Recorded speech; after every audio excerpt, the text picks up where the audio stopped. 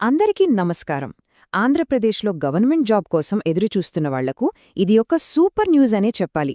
ఎందుకంటే రంగరాయ మెడికల్ కాలేజ్లో ఎలాంటి ఎగ్జామ్ లేకుండానే డైరెక్ట్గా జాబ్స్ ఇస్తున్నారు. అసలా వివరాలేంటో, ఎలా అప్లై చేయాలో ఈ విశ్లేషణలో క్లియర్గా చూసేద్దాం. పరీక్ష లేకుండా ప్రభుత్వ ఉద్యోగమా? అస్సలు నమ్మశక్యంగా లేదు కదా. కానీ ఇది నిజం. అవును, మనం విన్నది కరెక్టే.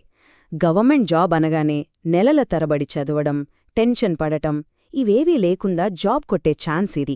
బహుశా ఈ నోటిఫికేషన్లో అందర్నీ అట్రాక్ట్ చేసే పాయింట్ ఇదేనేమో. సరే, ముందుగా ఈ ప్రభుత్వ ఉద్యోగ అవకాశం గురించి చూద్దాం. అసలు ఈ నోటిఫికేషన్ ఎక్కడిది? ఈ ఉద్యోగాలు పర్మనెంటా లేక టెంపరరీనా? ఇలాంటి విషయాలన్నీ ఇప్పుడు తెలుసుకుందాం. కాకినాడలో చాలా ఫేమస్ అయిన రంగరాయ్ మెడికల్ కాలేజ్లో ఈ పోస్టులున్నాయన్నమాట. అయితే ఒకటి గుర్తుపెట్టుకోవాలి, ఇవి కాంట్రాక్ట్ ఇంకా అవుట్సోర్సింగ్ పద్ధతిలో తీసుకుంటున్నారు. బహుశా అందుకే రాత పరీక్ష లాంటివి పెట్టట్లేదు. త్వరగా ఒక జాబ్లో సెటిల్ అవ్వాలి అనుకునేవాళ్లకి ఇది నిజంగా ఒక మంచి అవకాశం. కొన్నిసార్లేంటంటే ఇలాంటి కాంట్రాక్ట్ జాబ్స్ మనకు గవర్నమెంట్ సెక్టార్లోకి ఎంటర్ అవ్వడానికి ఒక మంచి ఫస్ట్ స్టెప్ లాగా కూడా ఉపయోగపడతాయి. సరే, ఇప్పుడు అందరూ వెయిట్ చేసే విషయానికి వచ్చేద్దాం. అదేనండి, ఖాళీలు, జీతాలు. అసలు ఏ పోస్టులున్నాయి, వాటికి జీతం ఎంతేస్తారు? జాబ్కి అప్లై చేసే ముందు మనకు తెలియాల్సింది ఇదే కదా. చూడండిక్కడ, మొత్తం పోస్టుల్లో ఎక్కువ శాతం అంటే 14 ఖాళీలు జనరల్ డ్యూటీ అటెండర్ పోస్టులకే ఉన్నాయి. దీనికి పెద్దగా చదువు కూడా అవసరం లేదు, జస్ట్ 10th క్లాస్ పాస్ అయితే చాలు. సో చాలామందికి ఇదొక మంచి అవకాశం. ఈ టేబుల్ ఒకసారి చూడండి. జనరల్ డ్యూటీ అటెండర్, డ్రైవర్ లాంటి పోస్టులకి నెలకి సుమారుగా 15,000 వరకు జీతముంది. అదే మీకు గనుక టెక్నికల్ క్వాలిఫికేషన్స్ ఉంటే టెక్నీషియన్ పోస్ట్కి ఏకంగా 32,000 రూపాయల వరకు సంపాదించుకోవచ్చు. కాబట్టి ఎవరి క్వాలిఫికేషన్కు ఏ పోస్ట్ సెట్ అవుతుందో ఒక్కసారి చెక్ చేసుకోవాలి. ఓకే, ఇక నెక్స్ట్ సెక్షన్ అవసరమైన అర్హతలు. అంటే ఎవరు ఈ జాబ్స్కి అప్లై చేయొచ్చు, ఎలాంటి క్వాలిఫికేషన్స్ ఉండాలి, ఆ డీటెయిల్స్ చూద్దాం పదండి. ఈ స్లైడ్ చూస్తే మనకొక క్లారిటీ వస్తుంది. లెఫ్ట్ సైడ్ చూడండి, జనరల్ డ్యూటీ అటెండర్ పోస్టుకు జస్ట్ 10వ తరగతి పాస్ అయితే చాలు. దీనికి ఎలాంటి ఎక్స్పీరియన్స్ కూడా అడగట్లేదు. కానీ రైట్ సైడ్ టెక్నీషియన్ పోస్టుకు అలా కాదు. ఇంటర్తో పాటు సంబంధిత డిప్లొమా ఉండాలి, కనీసం 2 ఏళ్ల అనుభవం కావాలి, అదీకాక ఏపీ పారామెడికల్ బోర్డులో రిజిస్ట్రేషన్ కూడా తప్పనిసరిగా ఉండాలి. చూశారుగా రెండింటికి ఎంత తేడా ఉందో. ఇక వయసు విషయానికొస్తే ఇది చాలామందికి ఒక గుడ్ న్యూస్ అనే చెప్పాలి. జూలై 1, 2025 నాటికి జనరల్ కేటగిరీ వాళ్లే 42 ఏళ్ల వరకు అప్లై చేసుకోవచ్చు. అంతేకాదు, రిజర్వేషన్ ఉన్నవాళ్లకు అంటే ఎస్సీ, ఎస్టీ అభ్యర్థులకు 47 ఏళ్ల వరకు, ఇక ఓబీసీ వాళ్లకైతే 43 ఏళ్ల వరకు కూడా అవకాశమిచ్చారు. సో ఏజ్ బార్ అయిపోతుందని టెన్షన్ పడేవాళ్లకి ఇది మంచి ఛాన్స్. సరే, అర్హతలన్నీ ఉన్నాయనుకుందాం. మరి నెక్స్ట్ స్టెప్ ఏంటి? అసలు సెలక్షన్ ప్రాసెస్ ఎలా ఉంటుంది? అప్లికేషన్ ఎలా ఫిల్ చేసి పంపించాలి? ఈ కీలకమైన విషయాలన్నీ ఇప్పుడు వివరంగా తెలుసుకుందాం.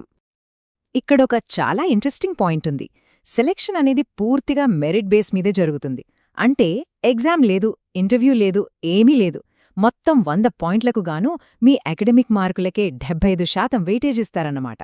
ఇక మిగిలిన 25% మీ ఎక్స్పీరియన్స్, ఇతర అంశాలను బట్టి డిసైడ్ చేస్తారు. ఈ రిక్రూట్మెంట్లో లోకల్ క్యాండిడేట్ అనే పదానికి చాలా ఇంపార్టెన్స్ ఉంది. మరి లోకల్ క్యాండిడేట్ అంటే ఎవరు? ఎవరైతే 4వ తరగతి నుంచి 10వ తరగతి మధ్యలో కంటిన్యూస్గా 4 ఏళ్లు ఒకే జిల్లాలో చదివి ఉంటారో వాళ్లని ఆ జిల్లాకు లోకల్ క్యాండిడేట్గా పరిగణిస్తారు. సెలక్షన్లో వీళ్లకే ఫస్ట్ ప్రిఫరెన్స్ ఇస్తారు. అప్లికేషన్ ప్రాసెస్ కూడా చాలా సింపుల్, అంతా ఆఫ్లైన్లోనే. ఈ స్లైడ్లో చూపించినట్టుగా జస్ట్ 4 స్టెప్స్ అంతే. ఫస్ట్ అప్లికేషన్ ఫామ్ డౌన్లోడ్ చేసుకోవాలి. తర్వాత దాన్ని జాగ్రత్తగా ఫిల్ చేయాలి. అవసరమైన డాక్యుమెంట్స్, జిరాక్స్ కాపీలు, ఫోటో అటాచ్ చేసి ఫైనల్గా పోస్ట్లో పంపించేయాలి. అంతే. అప్లికేషన్ పంపించాల్సిన అడ్రస్ ఇదే: రంగరాయ మెడికల్ కాలేజ్, కాకినాడ, తూర్పుగోదావరి జిల్లా, ఆంధ్రప్రదేశ్. అడ్రస్ రాసేటప్పుడు ఎలాంటి తప్పులు చెయ్యొద్దు. కావాలంటే ఒక స్క్రీన్ షాట్ తీసి పెట్టుకోవడం చాలా మంచిది. ఓకే, ఇక ఫైనల్ సెక్షన్కొచ్చేసాం. ఇది చాలా చాలా ఇంపార్టెంట్ సెక్షన్. ముఖ్యమైన తేదీలు, ఇంకా అప్లై చేసేటప్పుడు తీసుకోవాల్సిన జాగ్రత్తల గురించి కొన్ని టిప్స్ చూద్దాం. ఇది మాత్రం అస్సలు మిస్ అవ్వద్దు. టైం చాలా చాలా తక్కువుంది. డిసెంబర్ 18న అప్లికేషన్ ప్రాసెస్ స్టార్ట్ అయింది. డిసెంబర్ 27వ తేదీ సాయంత్రం 5 గంటలతో డెడ్లైన్ అయిపోతుంది.